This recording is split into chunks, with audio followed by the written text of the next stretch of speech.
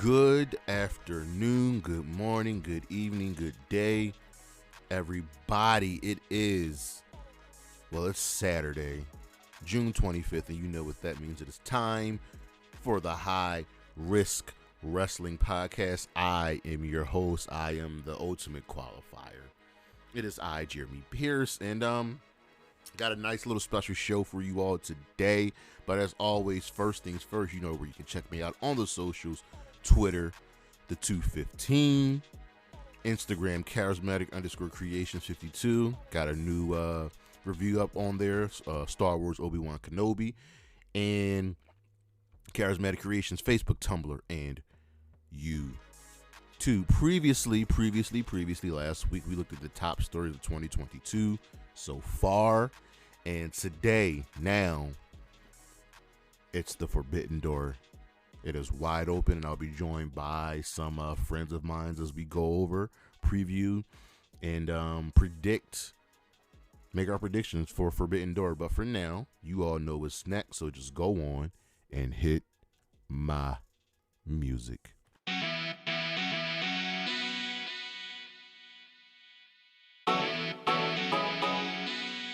All right. So for our news, first things first.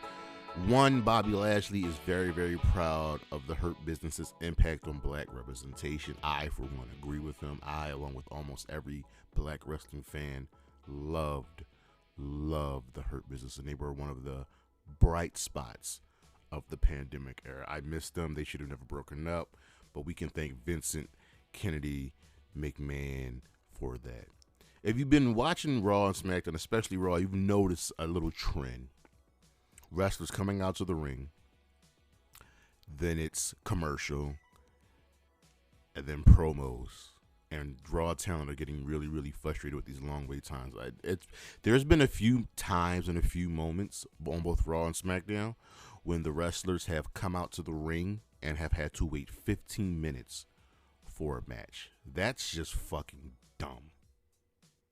It just is. Remember last week when we talked about the LA Times AEW situation? It's been rectified. They've gotten in contact with each other. Listen, you're in LA.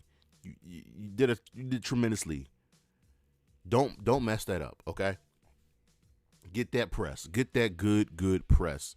Vince McMahon and Oliver Luck have reached their settlement over the wrongful termination XFL lawsuit. Yeah, this was a big deal, and it's one of the few things that Vince has got going on against them right now. And they settled because they didn't want any bad publicity. Well, you've kind of got some bad publicity right now, and with even more bad publicity, there's a law firm that's going to take action against the WWE over their alleged securities violations. The law firm of, let me see. This is just a law firm based out of California. They're going to investigation. Their investigation will. It's the Shaw law firm. Okay, the Shaw law firm. The investigation will focus on whether the company issued false and/or misleading statements and/or failed to disclose information pertinent to investors. WWE is the subject of a June 15th, 2022 article in the Wall Street Journal titled "WWE Board Probe Secret $3 Million Hush Packed by CEO Vince McMahon." Avoid bad press. Got it. Raw sees a large increase in their viewership. So this past week, Monday's June 20th episode, Raw did 1.9 million viewers with a .54 in the 18 to 49 demo. SmackDown did very, very well the previous week. Does this have to do with Vince? Who knows? And some good news, Triple H had a visit during the Performance Center, and he stated that he is back. We don't know what that means. All I know is he's got more power, and he's back in NXT. Now, do I think the Black and Gold brand is coming back? Absolutely not. But I think the Rainbow brand that we have now can be more focused with Triple H back in power, back in charge. And maybe he can teach these guys to wrestle. We have a string of injuries, okay? The Bunny is injured. Rhea Ripley is injured. Sky Blue is injured. Jungle Boy is injured. Yo, wrestling right now is just cursed with injuries. It's crazy. Still sticking with injuries. Big E, as you know, is injured, but he showed a video on Twitter. He's doing much, much, much better with his neck, and we're all happy. We're all happy. Power, positivity, baby. Dynamite's ratings seen a nice little increase. They brought in 878,000 viewers with a .31 and an 18-49 demo. I would like to see that number get back up to over 900,000. But between 800,000 and 1.2 million is really like to fluctuate. Hate seeing it below 800,000 though. Io Shirai and Zoe Stark, two of my favorites, especially Io Shirai, who I think is the best women's wrestler on the planet, will be coming back soon. Because Lord knows the NXT Women's Division need it. I need Zoe and I need Io back. Okay? I need them back. And lastly, Jeff Hardy has entered alcohol treatment rehab. We don't know how long he'll be in there, but Tony Khan states that, one, you can't compare Jeff and Mox's rehab stints. They're completely different. And also, Mox didn't put anybody in danger. Tony stated this is Jeff's last chance. Okay? He's got to get his shit together. This has to work out for him.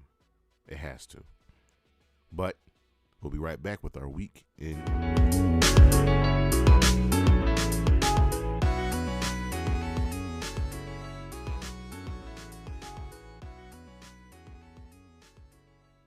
This was a kind of a okay week for wrestling. A little bit big just because we're building towards both not only Money in the Bank but also the Forbidden Door pay-per-view. But for Monday Night Raw, we had one of those segments where one person comes out and then another person comes out and then another person comes out. I hate those segments, and they either lead to like a tag match or a multi-man match, and we had that with Raw. Bianca came out first to say that Rhea is injured and she needs a new opponent for Money in the Bank. So they just have a fatal 5-way match, and one after the other. Becky, and then Asuka, and then Liv, and then Alexa, and Carmella. It was just them. So we had a fatal 5-way, and Carmella won. And here's the thing. Why was Liv and Alexa in this match when they're already in the Money in the Bank match? This could have just been Carmella, Carmella, Becky, and Asuka. This would have been much, much better. Throw Dana Brooke in there. Just a little bit more cohesion, you know what I mean? Later in the night, Carmella super kicked the shit out of Bianca. But we've seen this match a million times before. We know how this outcome will be. Vince just showed up, hyped John Cena coming, and then jumped off the steel steps, and then that was it. This guy's trolling so hard. Riddle states his claim that he's not worried about Brock. He's not worried about Roman. He's damn sure not worried about Seth. He's going to win Money in the Bank. First he's going to qualify, then he's going to win it, and he's going to cash in. And we've been making it known that somebody's going to cash in. Now Seth's saying he's going to win and cash in after the last man standing match. But Riddle loses a qualifying match to Omos. So Matt Riddle is not in the Money in the Bank. Dude might be the biggest face of the company right now since Cody Rhodes is out, and he won't be wrestling the Money in the Bank. Seth then stomps him after the match, because that's what Seth Rollins does. All right. Theory does another pose down, right? And because he lost last week, remember that's how Raw ended, with a fucking pose down. Lashley sneaks in. Roman Theory takes a selfie, sees Lashley.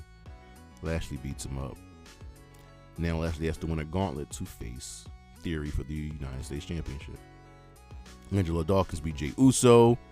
And probably the best thing of the entire night, Ezekiel and Elias. So we were told that Elias will be back. He will be in concert, right? And first we got a backstage segment. It was clearly a computer thing with Ezekiel and Elias, and then Elias is in the ring performing. KO comes out, right? Confronts Elias. Elias lays him out. KO is angry, heads to the back, and then is confronted by Ezekiel. So, technically speaking, Elias is still in the ring. I'm just trying to figure out why does KO care so much. But he wants he'll face Ezekiel, he'll face Elias, he'll face their younger brother Elrod.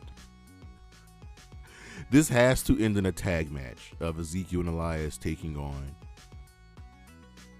Kevin Owens. If they don't bring in Damian Sandow to look like Elias, what are we doing here? Lashley in his gauntlet. He taps out Chad Gable. Him and Otis have a little solid match until Otis gets himself DQ'd. And then the last person is Theory. Why would you give us Theory versus Lashley? Why? But Theory goes for his finisher, and Lashley counters it beautifully into a roll up. Austin Theory finisher fucking sucks. It is such a bad finisher. God, I hope he takes the AA when he faces Cena. We had Miz TV with AJ. This was just Miz trying to rile up AJ. And then Ciampa, who's been attacking people, just attacks AJ and then loses. So I feel bad for Ciampa, man. Dude goes from an NXT legend to just a guy on Raw. We had a Veer promo, and lastly, Asuka beat Becky in a Money in the Bank qualifier. So Becky's slow descent is continuing. Over on Dynamite, we had the Forbidden Door Go Home show. We opened up with Bryan Danielson saying that he's out of Forbidden Door. He's hurt, but he's in his right mind. He's great. He's not medically cleared. So he has a replacement. The replacement will face not only Will Ospreay, Zack Sabre Jr., but will also replace him in the Blood and Guts match. Now, he says this person is one of the best technical wrestlers on the planet, and he is proud. Now, Danielson came out of a heel tunnel, so he's just trolling everybody right now. The names we've settled on are Jonathan Gresham, Johnny Gargano, and Antonio Cesaro. We'll go over that later in the evening with the preview show, with the previews. Jon Moxley promo saying he respects Tanahashi, but once that bell rings, there's no more respect. Orange Cassidy, Roppongi Vice defeated Will Ospreay in Aussie Open. Jay Lethal wants the Ring of Honor TV title from Samoa Joe. Christian worked everyone. He said he was going to outwork everyone, so he worked everyone. And he did his thing. I ain't mad at him. Heel turn Christian. Jungle Boy's out. He was confronted by a Luchasaurus, and he talked him down. Said, remember what happened to Marco? Let's see what Heel Christian's doing, y'all. I'm in for this ride. Malakai Black defeated Penta Oscura to move to the All-Atlantic Finals at Forbidden Door. Hangman Page defeated Silas Young. I wish they would introduce Silas a little bit earlier. The guy's good. Jay White and Adam Page attack Hangman, and then the coin drops, and out comes Kazuchika Okada, and he helps Hangman. He lay out Jay White and Adam Cole, and then we got a fatal 4-way. And Jay White said for weeks he's not defending against Hangman. He's not defending against Adam Cole. Now, not only is he defending against Hangman Adam Cole, he's also defending against Okada. Like, what? The baddies are looking for new baddies because, Red Velvet is hurt as well. So it was just a great back-to-back segment with the baddies and Stokely Hathaway, who's great, and then Chris Statlander and Athena talk about they'll be baddies too. It was great. This is some of the best personality I've seen them with. Chris Statlander, I love her. Keep it going. And as you know, they group all of the women's segments together. So following the women's promo, we had the match between Toni Storm and Marina Shafir. This was fine. It was a solid match just to help get Toni Storm a win, and Marina Shafir starting to become the jobber to the stars. She also had Nyla Rose with her, so I would like to see them more as a tag team. Thunder Rosa stopped Nyla and Shafir from truly beating up Toni Storm. And in our main event, Moxley and Tanahashi defeated Chris Jericho and Lance Archer, and then we ended with an all-out brawl. Everybody that was like on the card is just fighting while Moxley and Tanahashi are just staring each other down in the ring. It's beautiful. It's beautiful, beautiful stuff. Over on Impact, Honor No More, even though they lost at Slammiversary, says they aren't done with TNA, with Impact Wrestling, but America's Most Wanted aren't done with them either. Okay, I'm with it. Mia Yim defeated Chelsea Green to capitalize more on this. The Queen of the Mountain match. Shark Boy is back, which is always great. Gail Kim books a Ravens Clockwork Orange House of Fun match between Sami Callihan and Moose. These dudes might kill each other. And in our main event, Honor No More defeated the Briscoes and James Storm. Over on SmackDown, this was kind of a placeholder show, as I think things will really get ramped up next week on SmackDown, because it'll be the go-home show for Money in the Bank. But also, we see on SmackDown that Sami Zayn is the man. He is that guy. He is that dude. Put some respect on his name. Drew McIntyre and Sheamus aren't Money in the Bank thanks to Paul Heyman, but they now have to defeat the Usos to get in. But what happens if the Usos win? Nothing. And it's really being hammered home that someone will cash in after the last man standing match between Brock and Roman. Okay. Sami Zayn qualifies for the Money in the Bank match, defeating Shinsuke Nakamura, and he says, so before the match, he was interviewed by Kayla Braxton. She's like, "What happens if you win?" He says, "I'm not going to cash in. Don't put words in my mouth. I'm going to get the briefcase to protect Roman." The Viking Raiders are back. We're not going to talk about what happened between the Usos and Jinder and Shanky. That's just fucking stupid. But the Viking Raiders are back as heels, and he took out the New Day. They got some face paint as well. Let's see where this goes, even though SmackDown is already heel heavy. Adam Pearce put Sonya Deville in a handicap match against Raquel. I Can't Stop Smiling Rodriguez and Lacey All Lives Matter Evans. Okay, why would the faces even do this match? Sonya has backup in Xia Li and Shayna Baszler, but guess what? Sonya obviously loses, so they attack Raquel and Lacey. Doesn't really work out. Ronda Rousey and Natalya had a segment, and I must say, this was fun, but this was also kind of mean. So Natalya called Ronda the saddest woman on the planet and was dressed up as her and just making fun of her. And then Ronda came out and completely eviscerated Natalya. Like, only way Natalya can be famous and over is if she dresses up like Ronda. She talks about Natalya's possible facial surgeries that she's had, and that the only way Natalya can stay relevant is if her tits are out. Mind you, these two are friends in real life. They're friends. This was brutal. Obviously, get into a fight. Ronda stands tall. Gunther killed Ricochet, so Ricochet is no longer the second face on SmackDown. Shotzi beat Tamina in a Money in the Bank qualifier. Why was Tamina a Raw wrestler on SmackDown?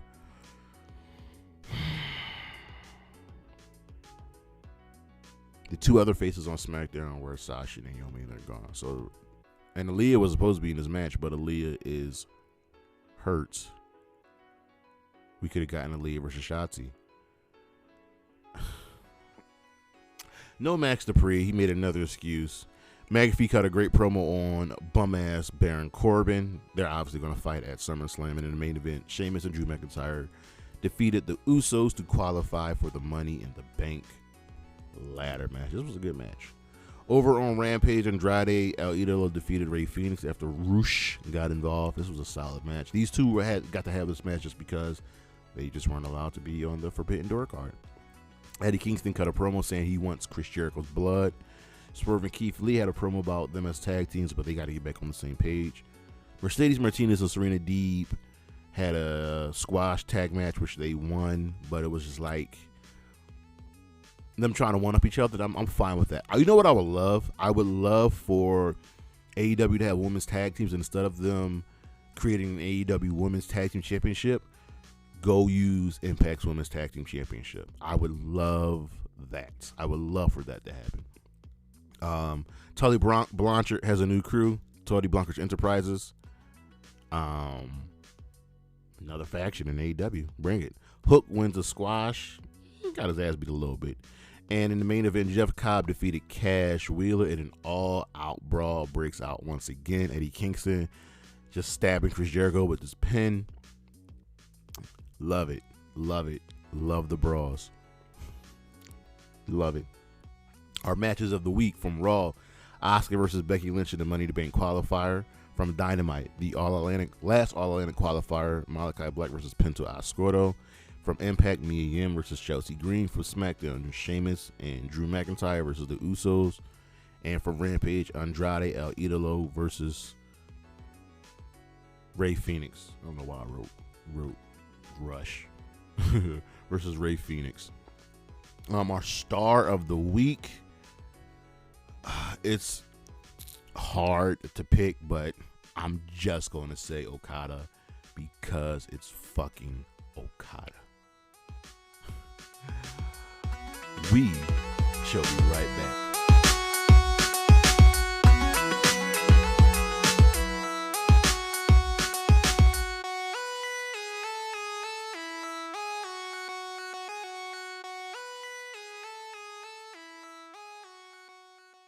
All right, folks, as you know, when it comes to the High Risk Wrestling Podcast, when there's a big show coming up, I like to bring in some special guests, and we have a really, really big show coming up tomorrow, which is the AEW New Japan crossover show, the Forbidden Door. I'm joined by two people you've met before, one newcomer you've seen me on his show. But first things first, let's introduce the two you've heard before. So we got Trooper back once again. How you doing, sir? What's good? Always doing well, man. Thanks for having me. As always. And we got do I have to call you Zombie Reese? You got a better name than that? You just want to stick with Zombie Reese? Sticking with that. He's sticking. Hello, everyone.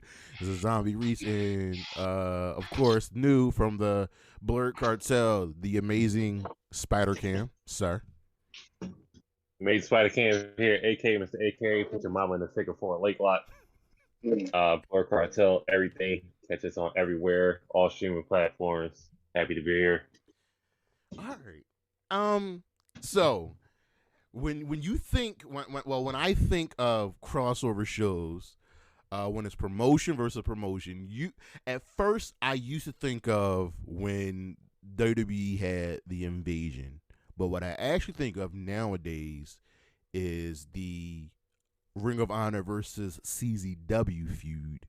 And if y'all don't remember, the companies just could not stop fighting each other, and it actually ended in a truce. And I love that because it just showed that we're equals, and it's one of the few times two companies can actually work together. But here we have AEW, New Japan Pro Wrestling, and let's just get the cons out of the way. And for me, it's one, I knew there were going to be too many. Tony Khan? Or Nick Khan. Tony and Nick, the Tony and Nick cons. Oh my God. I knew that there were going to be too many multi-man matches, too many tag matches, and injuries were going to mess up the show. And lastly, this is starting to really come out more. If you guys don't know, CMLL are the official Mexican promotion that works with New Japan. So when Mexican wrestlers go into New Japan, they have to come from there. They can't come from AAA, which is why Andrade and the Lucha Brothers aren't on this show. Wait, what is that? Oh. See, I didn't even. I at this point, I thought they were in a match, but everything's been getting hit with shuffle the last few days. Yes. So CMLL is the official Mexican partner of New Japan. So they are the ones to send over Mexican wrestlers. Now I can understand why the Lucha Brothers are in there, because they really are affiliated with AAA, but not so much Andrade. And Andrade's former tag team partner is in New Japan, and we thought we were going to get that, but he's not like officially affiliated with AAA or CML. So I don't even know why Andrade isn't on this card, because mind you, Andrade and the Lucha Brothers are both, all three of them are completely healthy. I can understand why Bryan Danielson's not on this card. He's injured. He's not medically cleared to wrestle, but I'm kind of hurt that Andrade and the Lucha Brothers aren't on this show, and neither is Naito. So, this pay-per-view really, it feels like when you have a bunch of people getting together and playing like basketball, and then you're the last one that gets picked and you have to sit out. It's just like, I would feel like that if I was in this locker room, where it's like this this pay-per-view not even going to be exactly how we had envisioned it, but now it's like the people that have to take the back seat, people that are draws for AEW. I wonder if that makes them think like, hey, where do I stand in all this? Because there was no possible way we were going to be able to please everybody, but now I feel like more people are getting like rattled and pissed off than excited for this pay-per-view. And it's really not even the fault of anybody due to all the injuries and just so many different things. There's a lot of variables. And we can't put people in places that you would want them to be in, because they haven't been seen much. It's like it just wouldn't work. Yeah. Where have you been? Haven't you? I've been on AEW Dark. and Cam, we know who has really been the true Forbidden Door. What promotion is that? That is Impact Wrestling. And who got a match with Okada before Adam Cole and Hangman Page from Impact Wrestling? That is Moose. And how good was that match? It was pretty fucking good. For those of y'all that don't know, that's not me just Googling Moose right now. Yeah. The little company that just had their 20th anniversary, Impact Wrestling, over the last, I want to say, let's say half decade, has worked with the WWE, AEW, New Japan, and AAA.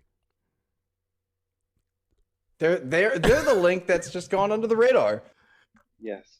So, yeah, let's dive into this. We got one match on the buy-in.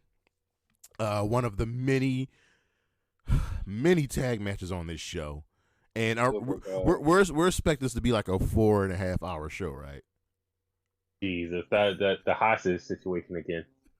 Yes, I'm scrolling and all I see is dots. All right, so our pre-show match, it is the New Japan Dojo, the DKC, Kevin Knight, Alex Coughlin, and Yuya Vamora versus Max Caster and the Gunn Club. And I just want to say, for people that don't like comedy and wrestling, or really don't understand people that get it, the Gunn Club and the Acclaim get it. Ever since they've teamed up, for me, they were already popular, but ever since they teamed up, I think their popularity has just grown, and they're my pick to win this match. I have no idea who. One of the dudes in the DKC looks like Will Hobbs. I'm looking at the preview for the match. This one dude literally looks like Will Hobbs. But I'm taking a Gun Club and Max Caster because I want to just hear Max Caster's rap at this point. I wonder if he's going to mention anything about everybody getting hurt. Getting hurt and asking, who are you? And then saying, scissor me, bro. I'm going to be asking. And then saying, scissor me, bro. Scissors me. I'm going with Gun Club on this one also with Matt Caster because they're one of the top 5 hottest tickets in AEW, and I'm calling it by the end of or the beginning of 2023, they might have a tag title shot. Listen, notice I didn't say they will be champions, but they will have a tag title. Well, they've had multiple title shots. Actually, the Acclaim, they've had 2 title shots. I was in Philly for one of them, but y'all know how I feel about the Gun Club because when I did my trios preview show, I outright said that I think the Gun Club should be the first ever trios champions in AEW because they have the best win percentage in all of AEW. It might be of all of wrestling right now, dude. I think they have a total of maybe less than 15 combined losses between the three of them. They had like a 98% win ratio for a while, dude.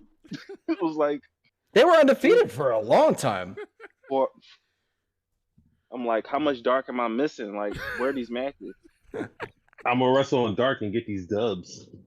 I mean, that's how Britt Baker got her title shot versus Sheeta. All she did was wrestle on dark to become the #1 contender. That was it.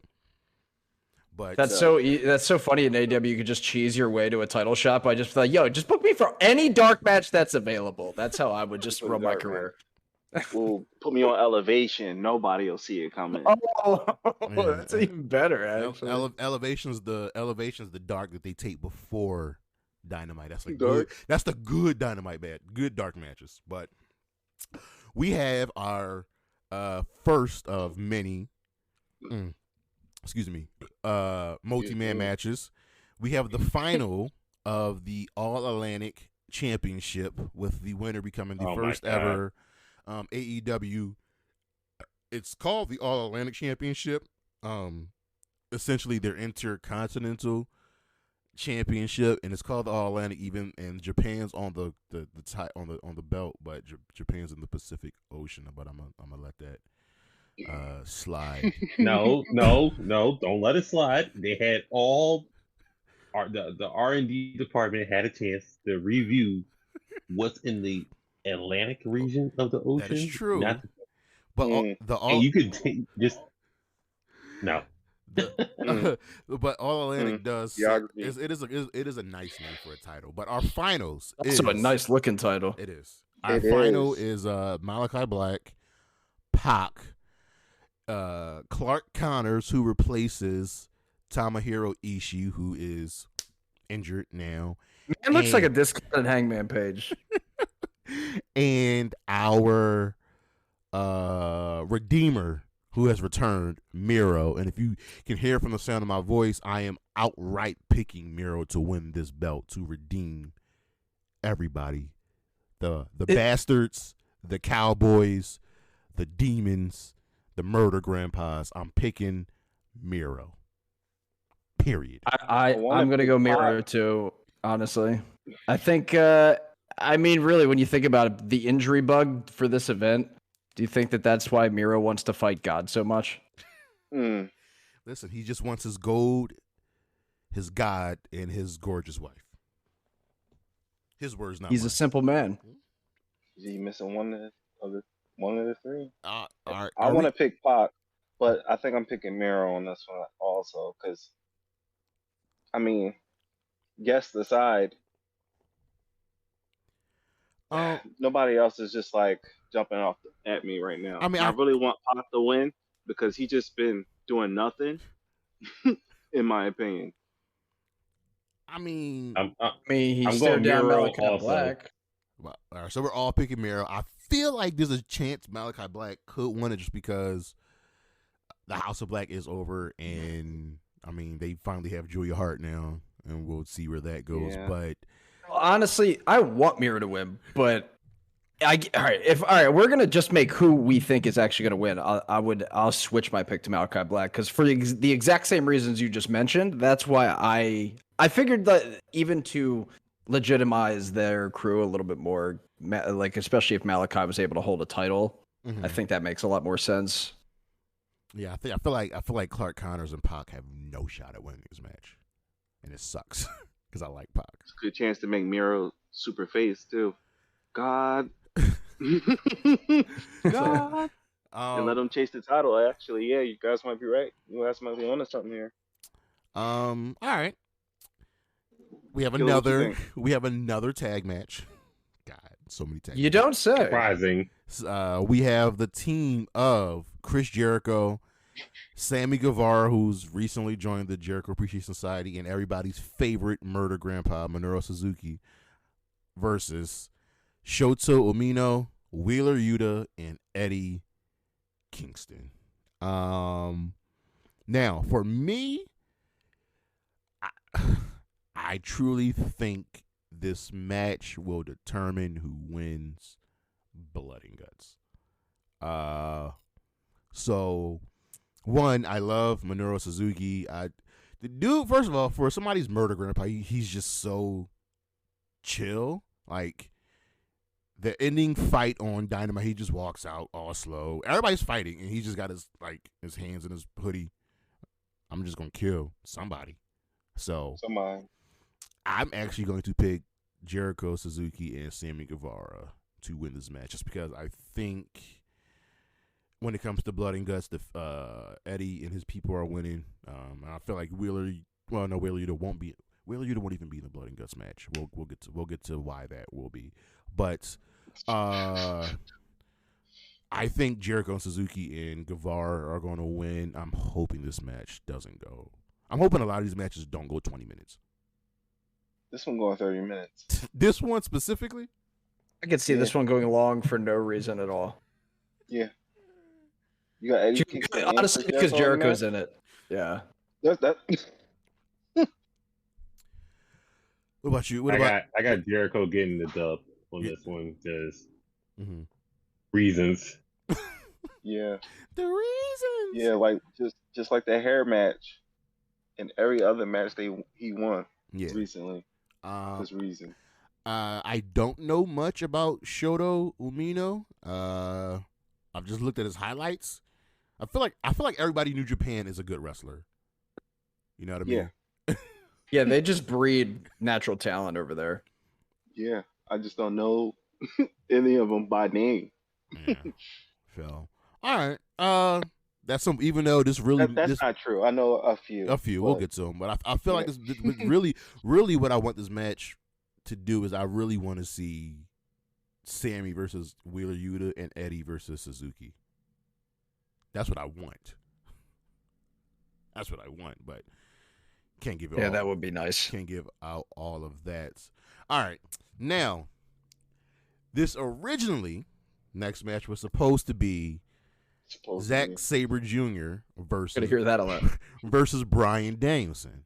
Now, Bryan Danielson is not medically clear, and we don't even know specifically what's wrong. We don't know. He's just not medically cleared.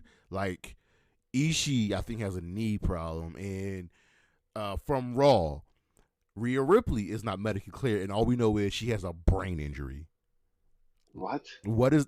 It's like, you know how they do injuries in hockey? Upper body injury, lower body injury, leg injury. We don't know what's wrong with Bryan Danielson, but he says he'll be back. He's healthy. So he's just hurt. So Danielson came out he opened up Dynamite and said, all right. One, he came out of the heel tunnel, which you always got to pay attention to that. He says that he's got a replacement, and it's going to be a technical wrestler. Now, just scouring the interwebs, there are 3 names that kind of the wrestling world has kind of fallen on: Johnny Gargano, Jonathan Gresham, and Cesaro. Excuse me. Now, Danielson says it will be a big name, so for me, that cancels out Gresham because we've already seen him. You know what I mean? So it's between Johnny Gargano and Cesaro. Now, Johnny Gargano will be in Chicago. He's outright said that. I forget why he said he's going to be in Chicago, but he's going to be there. Now, Danielson also said that whoever replaces him in this match will also replace him in the Blood and Guts match.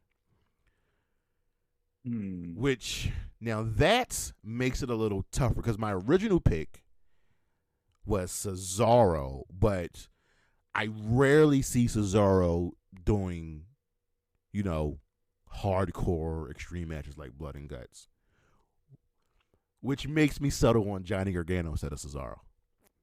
And I don't even think Gargano's going to sign with AEW. I think it's just like a one-off, like how they've been using Johnny Elite or John Morrison or Johnny Nitro. Hey, did anybody else think that was Gargano when Johnny Elite showed up? At first I thought it was, and I just changed his name. But I agree with you where like you might think, especially if he's replacing him in 2 matches, that maybe Gargano could be the guy. But the reason I'd say it's definitely Cesaro is because somebody that like he's built up to in terms of like. He like, I was gonna crush his trachea, like in his promo. Like a guy that's actually gonna brutalize Zack Sabre Jr. on that level. You gotta lean towards Cesaro in that case. And here's the thing that kind of will tie Cesaro into all of this. Him and Eddie Kingston are boys, and Eddie and it's Listen, don't ever tell Eddie Kingston that wrestling isn't real, because Eddie dropped a tweet today. He's like, listen, I hope Bryan Danielson gets healed, but fuck you, B. Fuck you. I'm gonna beat your ass. Like what? So I can see it being. I think I'm sticking with Gargano, but I wouldn't be surprised if it's Cesaro. What about you, Mr. Put your mama in a figure 4 leg lock? I heard Cesaro. I'm thinking Gargano because he can do extreme matches and have a technical masterpiece with somebody. I'm still bummed that Brian got hurt in a fucking comedy match before the biggest match he will probably want to do, being Zack Sabre Jr. Yeah. I'm guessing Gargano because he can do both matches. Yeah. And that's just me. And let's not forget Gargano's 2 just amazing extreme matches in NXT. The one against Adam Cole and the other against Andrade in Philly. It's a 5-star match right there. I mean, he had brutal matches on his way out of NXT with Ciampa multiple times. Yeah, fuck you, Dave Meltzer. All true. Oh, God. It's all true. Minus 5 stars. We'll go with Gargano, but the safe pick is Cesaro because he's definitely available. Well, they're both available.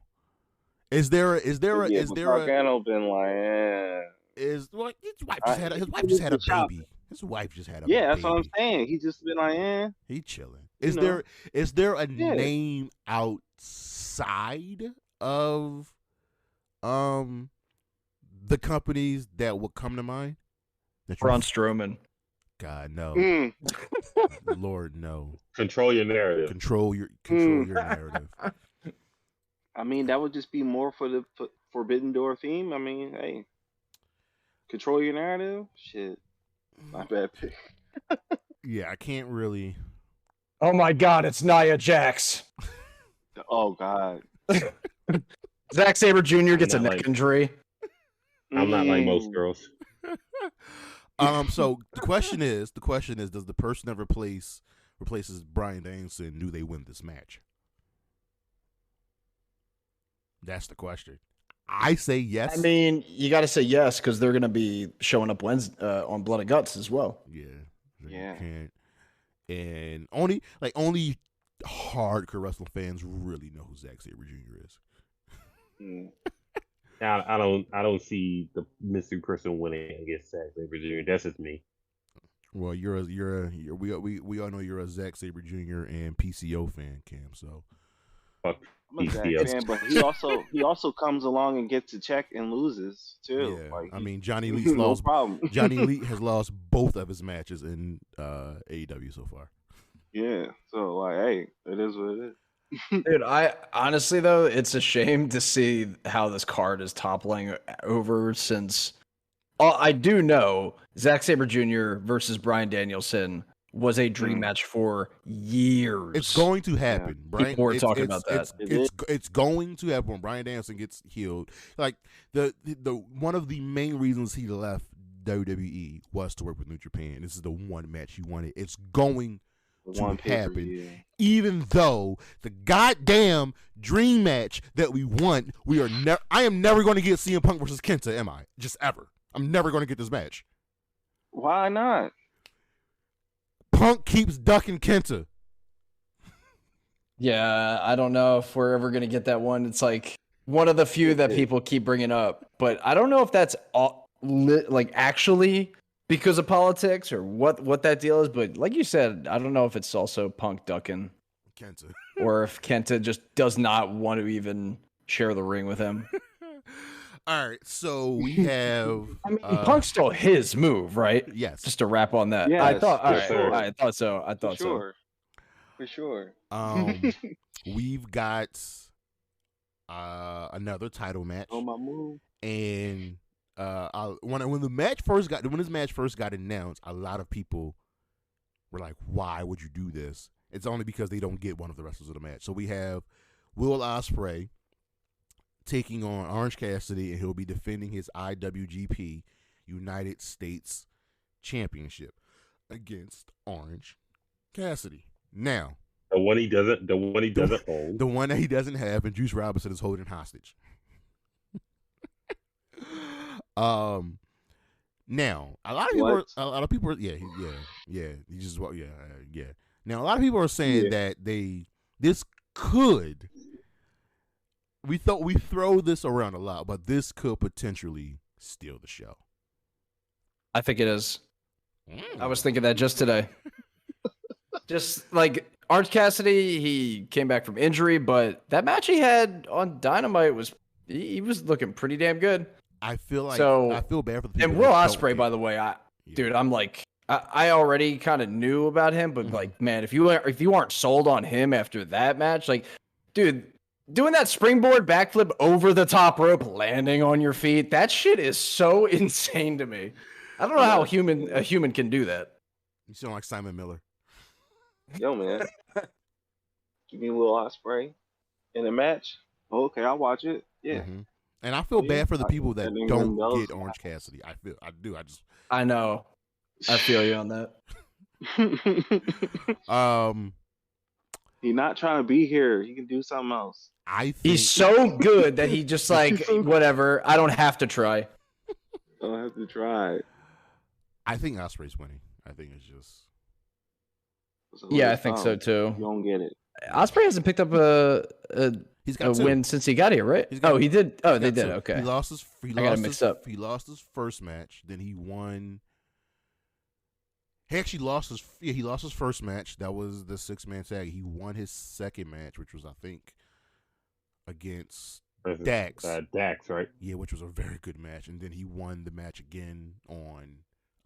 They had another match this past week. They won that match, right? I don't remember. A lot happened on Dynamite this past week. Orange Cassidy is Orange. AEW shows. Yeah, I feel like Orange Cassidy is one of those few wrestlers in the realm where he could lose a match and won't be hurt by it. So, I do think Will Ospreay is going to win. Now, here's the thing: this match doesn't need to go 20 minutes. No, like 10 to 12. Yeah, because it's gonna be 100 miles an hour from the go. I think this is gonna be one of those matches. It's just gonna be like constant chain wrestling and high flying and just like nonstop. Yeah, I like Will Ospreay to win this match. For sure. It's going to be close. I think. I'll tell you what though, they really built up that Superman punch though. Winning with it this week, so the Orange Crush. Will Ospreay's gonna kick out of one of them, I assure you. Oh yeah.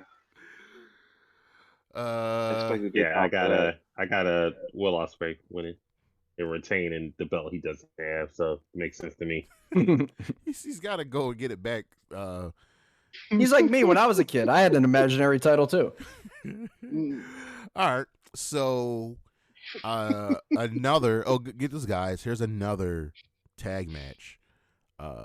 Random tag match is just out the blue. It is. It will. This is like before you edit the automated like card on WWE games. Yes, it is. It's 2K14 killer. We got niggas is injured, and Ron killed Mick Foley. So what we gonna do? Yes, sir. BBW. We've got the Bullet Club, the team of the Young Bucks and El Fantasma Hikuleo versus, and this is why Sting is an all-time great legend. Versus the team, the dudes with attitude. Sting gets it. So it'll be Darby Allin and Sting teaming with Los Ignorables de Japan, Shingo Takagi and Hiromu Takahashi. So it's the dudes with attitude versus the Young Bucks and El Fantasma Hikuleo. Now this match will definitely go 20 minutes because it's the only because it's the Young Bucks. The Young Bucks get it. Fucking Jeff Hardy. Young Bucks fucking up. Young Bucks also get it. They were supposed to be in this match. Like, do you really think that after all that's happened, that this was the Young Bucks' original plans for this pay-per-view? Because I seriously doubt it. No. There's no way. It seems way too random. Yeah. Bullshit. Not like I could imagine Darby and Sting maybe being involved, but still, like, as far as the card from New Japan side, it was this was one that definitely was victim to a lot of the injuries, I feel like. Injuries and people being. With that said, I'm going Young Bucks and Bullet Club. But yeah, exactly. Yeah. If it was, see, here's my thing. I feel like at some point we've got to get this Bullet Club versus Undisputed Elite match, and really a lot of this hinges on Kenny Omega's health. The dude is still hurt. It's crazy to think that the first AEW New Japan pay-per-view, there's no Kenny Omega. Bullshit, man. And he's not teaming with the Young Bucks, right? So I'm actually going to pick Sting, because think about this. I honestly I can't really think of. Actually, you know what? I really can't think of. Does Sting have Sting's not undefeated, right? No. What match? Damn, I actually don't even know. I mean, he's probably lost a tag match or something, right? I don't think he got beat one-on-one. What is? I'm on A. Let me see. No, I think he's undefeated. I'm on he's AEW's tag matches. Sting is undefeated. I'm fucking flying right now. Sting is undefeated in AEW. What? I'm looking at his record. He's 9-0. Are you serious? He's 9-0 in tag matches. No, singles match, because he's actually never had a 1-on-1 match. 0-0. Oh wow. Tag match 1-0. Trios match 1-0. He's 3-0 this year for his career in AEW. Sting is 9-0. Holy cow. All right. So I'm just with that. I'm picking Sting. It's a little tough. I'm picking Sting. I'm picking the dude's attitude just because I think the Young Bucks. I'm just because Sting is undefeated. Pick him on DraftKings too. Yeah, listen. If I pick him on DraftKings, I'm going to make some money. Yeah, on that statistic alone. But what if he's due for a loss on his contract? the scheduled loss, like Doc Rivers says. Yeah. You know what this match will be? Even though I don't want it to go 20 minutes, I think it'll be fun. Just because the Young Bucks and Sting get it and know how to have fun when it comes to professional wrestling. You know what I mean? Yeah. I'm just excited to see the Young Bucks against Sting.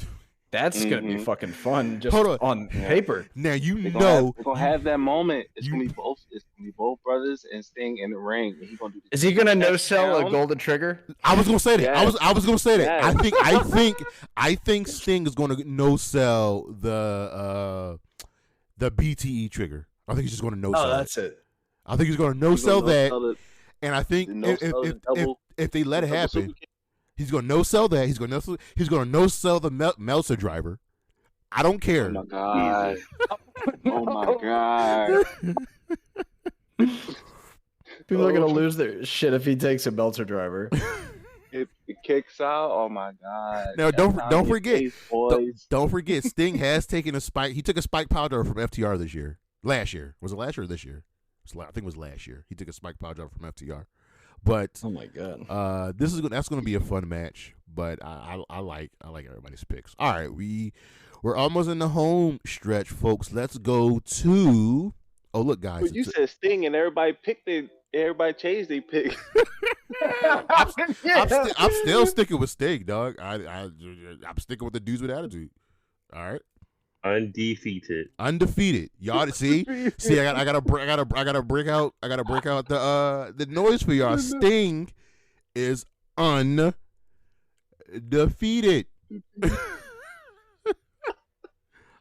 Yeah, there's no way they throw that away in that match. No. Sting's losing to Darby Allin. I can see that. Ooh. That's a good call. I can see that. All right.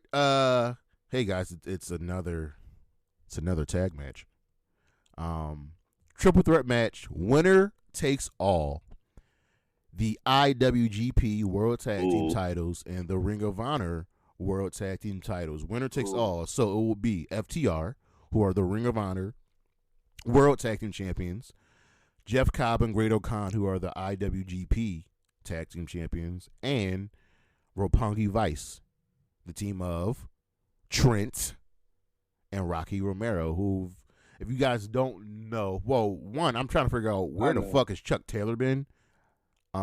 That's my first question. But two, Roppongi Vice have done exceptionally well in New Japan, and they're known in New Japan for that team. So I can see, I can understand why Chuck is taking a back seat here. But Chuck about to get fired and Trent about to get pushed. No.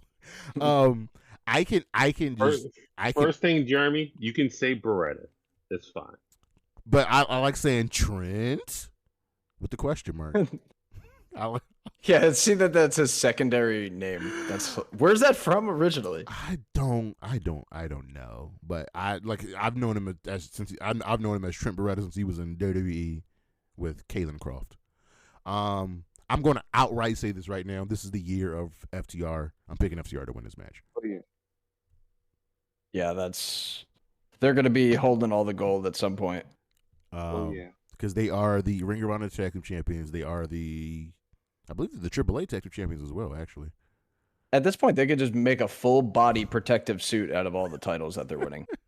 Remember that one episode of Dynamite where the week before fans were upset because this is when Kenny Omega was world champion. Fans were upset that Nakazawa was holding one of Kenny's world championships. So the following week, Kenny just had all the belts around his body. That's what they can do. Yeah. Yep. Yeah. This is what you wanted, FTR is doing the best work right now as faces, and that's surprising to me. Yeah, and you know the crazy thing is, Dax and Cash told a story where Vince was like, "I love you guys, but you guys are just wrestlers. You're just a tag team." Remember Us Owls and the fucking icy hot and the whatever in the shower. Yep.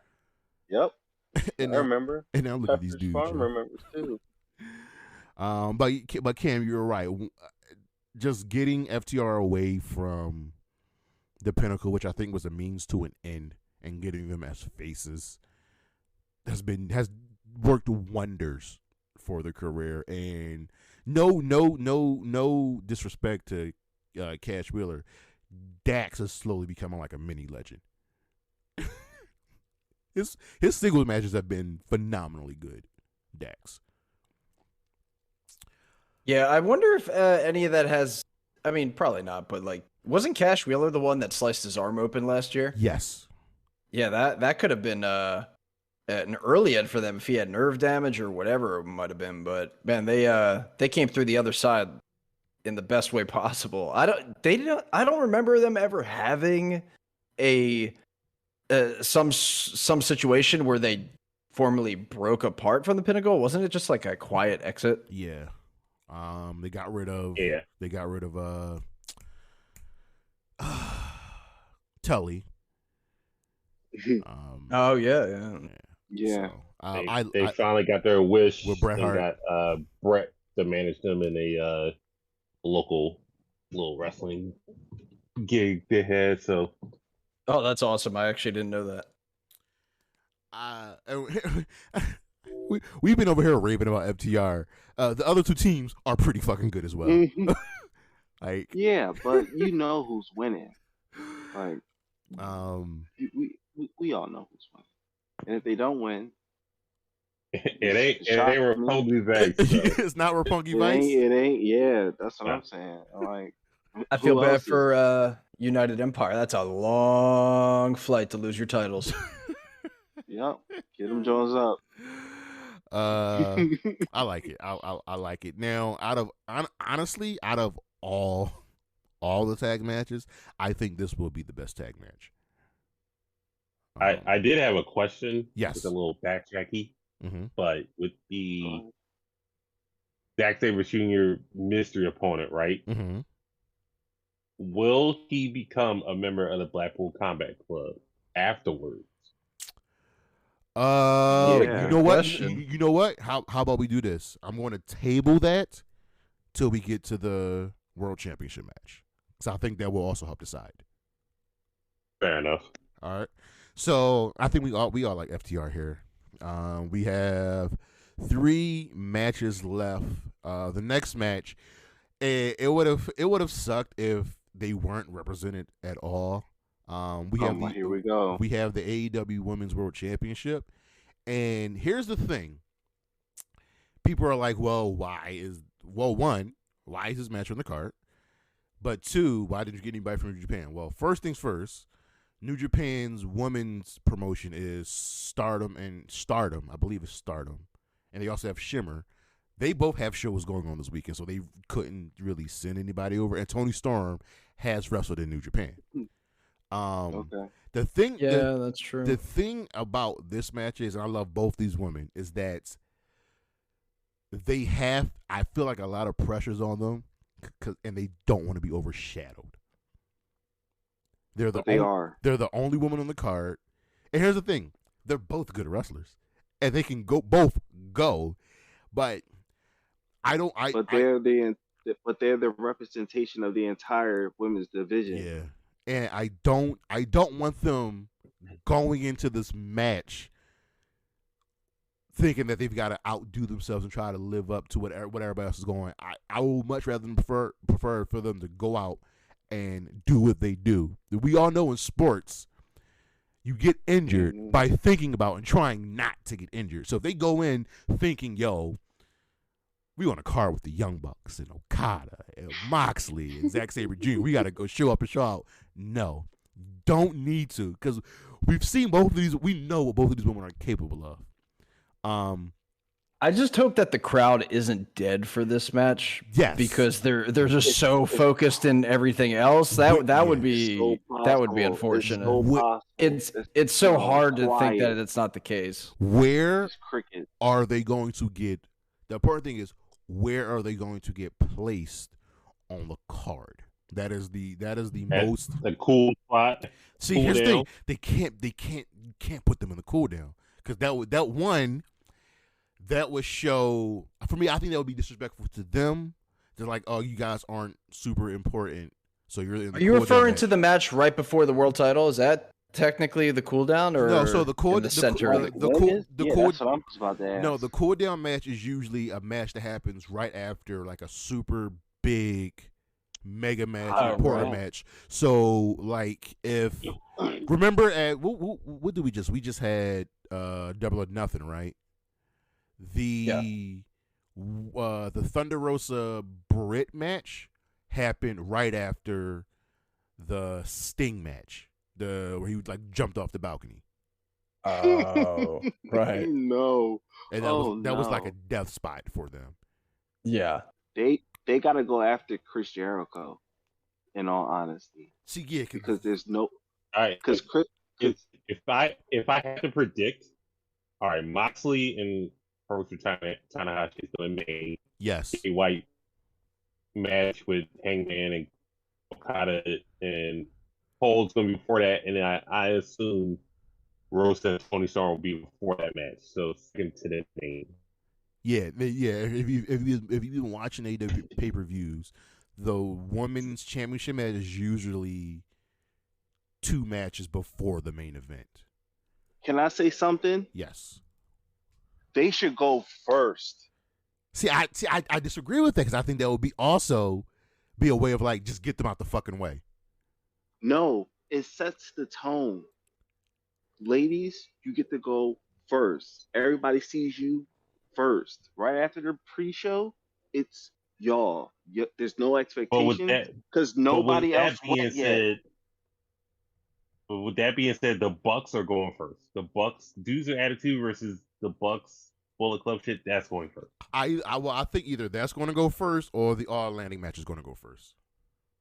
They should put the girls first. No, I think that tag match, that 8-man tag match, is definitely going to go first. The Young Bucks, I can picture them and Sting all in that spot.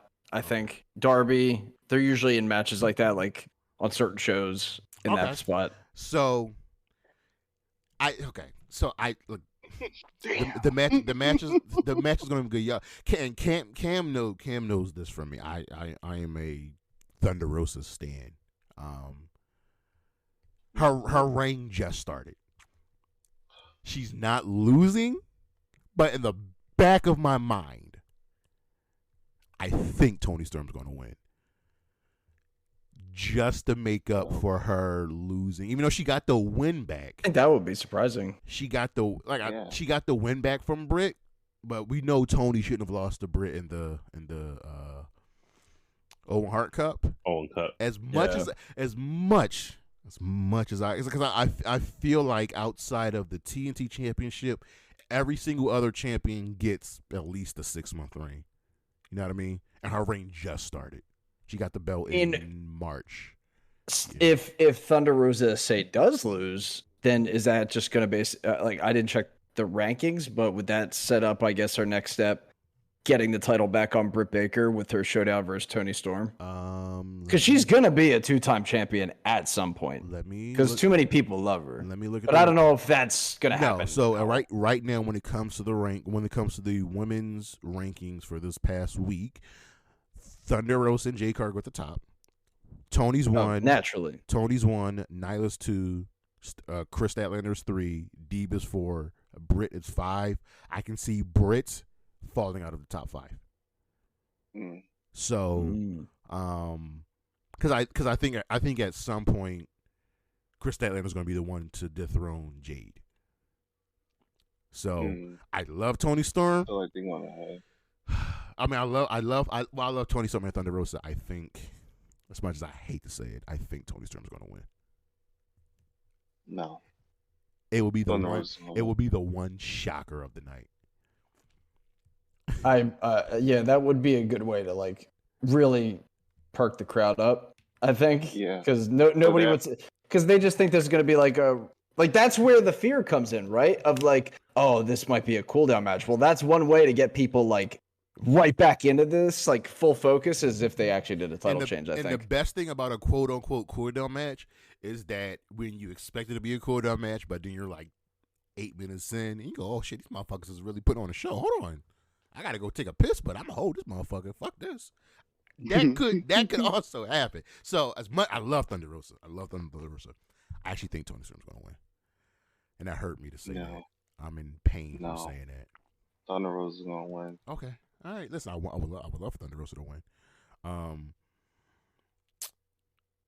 Cam and Tyler, who you guys got? I'm taking Rosa, I think. Okay. Cam? I'm taking Rosa because I don't think, even though I guess the public somewhat gave up on Thunder Rosa, I don't believe the company has. Yeah. So I think you're right. They've built up Thunder Rosa's chase to dethrone Britt, so they're not giving up on her. All right, 2 more matches, folks. Now, this next match, honestly, I'm gonna just be outright, flat out honest with y'all. I did not think Okada would be on the show, only because we just kept hearing, yo, his wife is pregnant. She's supposed to be having this baby any day now. And then I watched Dynamite. And I'm like, hold on. You ever watch a show and they make it so obvious somebody's going to come out? That's how I felt. Yeah.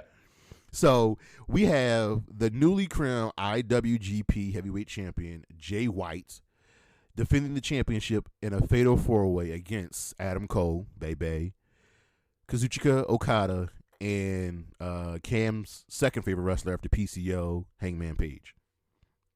Hangman Page.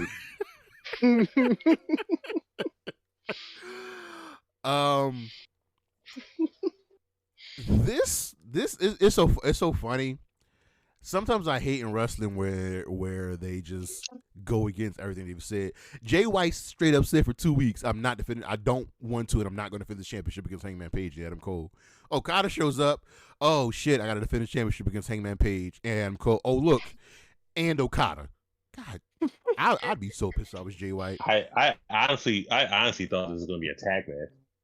Jay White, me too. Jay I'm White glad and it's a Adam Cole. 4-way. Yeah. Yeah, just a tag match is Bullet Club versus these two people. The clothesline dude. Bullet Club Bullet Club Undisputed Elite versus the clothesline duo, and then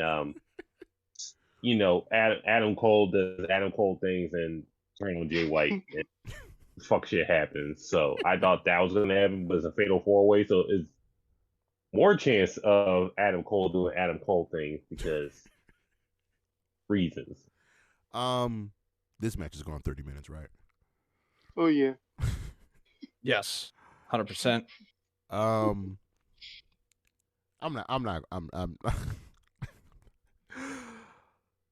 Okada's here, and literally the only person we're missing from this entire event is Naito. That's it. But And Ibushi. And Ibushi, yes. I forgot about Ibushi. I don't forget about Ibushi. So wait, why isn't Naito on this card? Is he hurt? I have no idea why Naito's not on this card at all. I think you know what I think? I think they wanted Naito to be involved with Andrade, and then since Andrade's not on the card, it was like we're not just going to put Naito on the card because you don't want to like force a match. For like the Sting Young Bucks match feels forced. Why is this? It's such a random match. Watch, it'll end up being match of the night too. Sting's matches somehow have that ability because he's that good. All right, so Jay White just won this belt. Is there any chance he loses? Is there any chance he loses? No.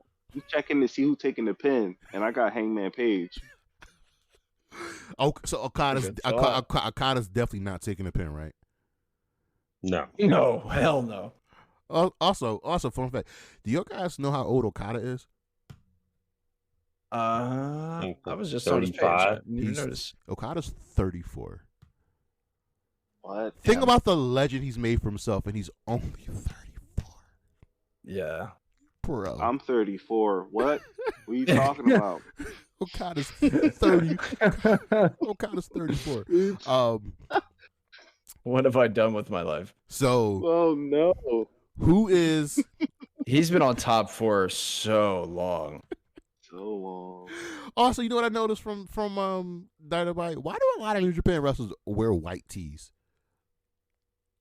A lot of them do. They're taking Daniel Bryan's sense of fashion.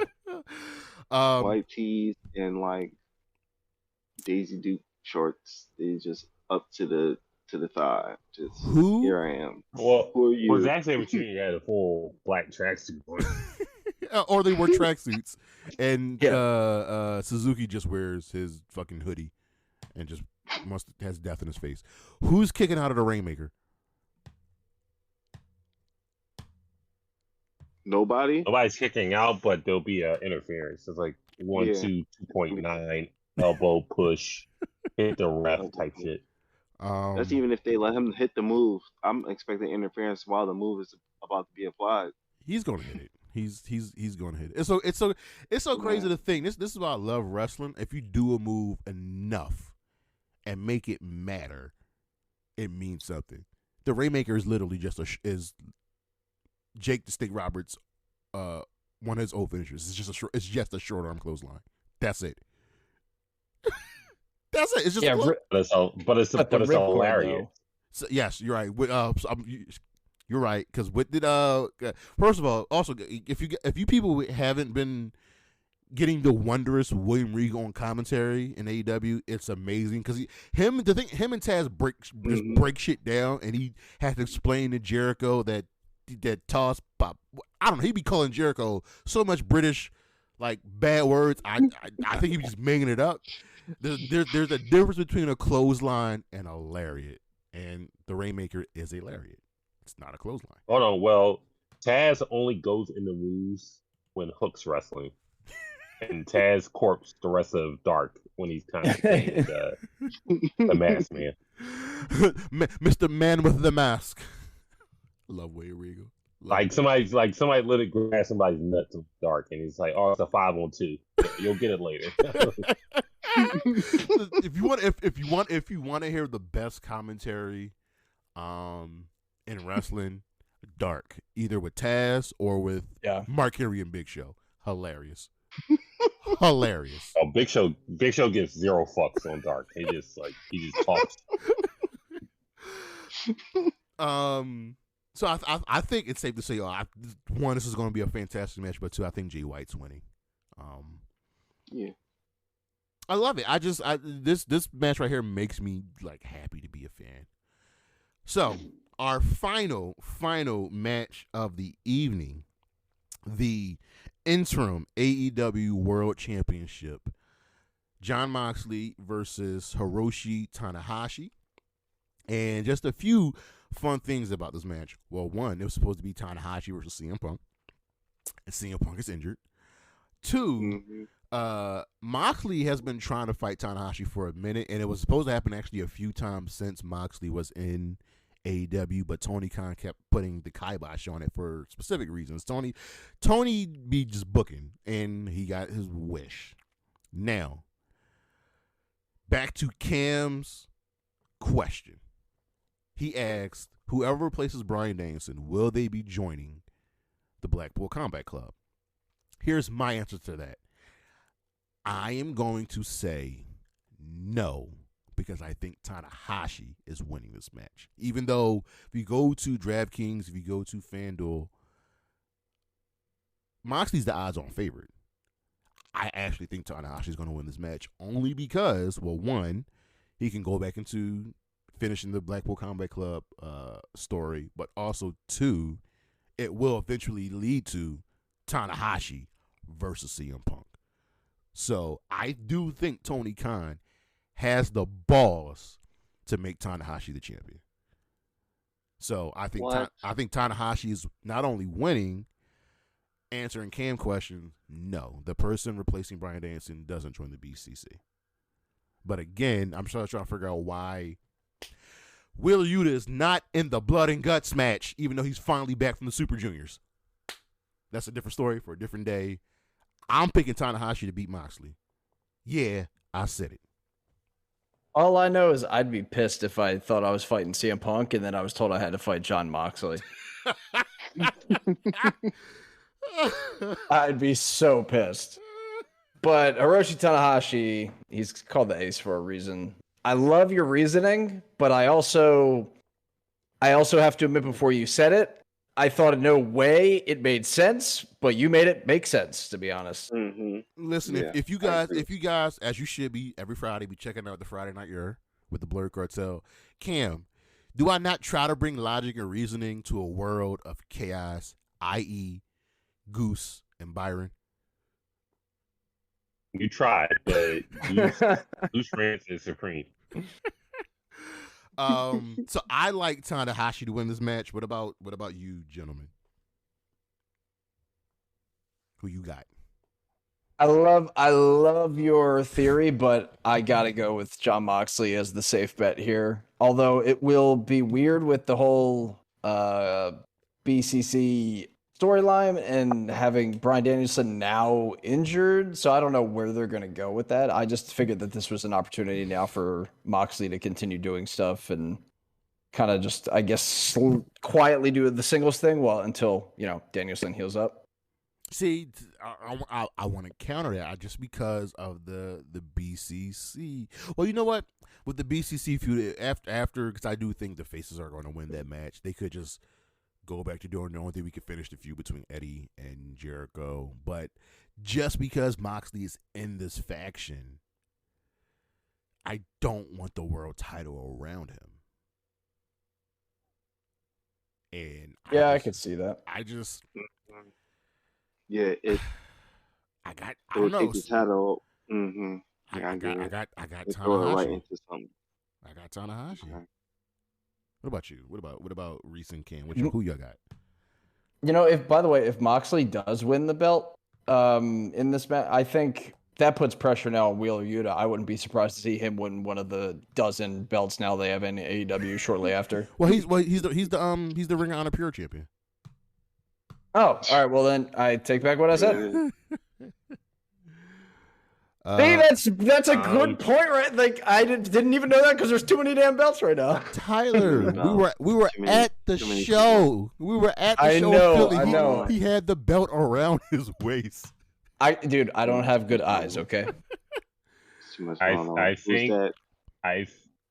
think one. I think Tony has the balls to put the AEW championship on a New Japan guy, just for completing this pay-per-view for them to do.